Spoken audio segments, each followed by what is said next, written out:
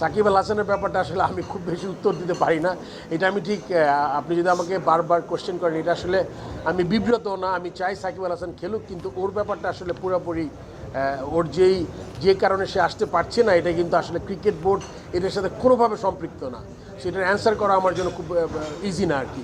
So এটা দেখতে হবে আইনশৃঙ্খলা রক্ষাকারী বাহিনী, কোর্ট আছে, যারা আছেন তারা যেখানে আছেন তাদেরই এটা ব্যাপারটা মীমাংসা করতে হবে। আমরা তো এখনও আমাদের লিস্টে আছে, আমরা আশা করি যে ওর একটা মানে সে যেভাবে চাচ্ছে বা এটা কিছু যদি সমাধান হয় তাহলে ডেফিনেটলি স্টিল আমি মনে করি সাকিব এখনও ক্ষমতা রাখে খেলার ন্যাশনাল টিমে।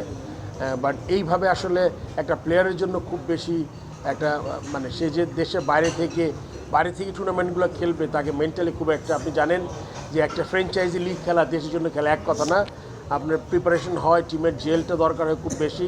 সেটা যদি করতে পারছে না এখন আসলে মানে ও আমার মনে খুব বড় একটা মেন্টাল স্টেটে নাই দেশের জন্য খেলার জন্য আমার মনে হয়।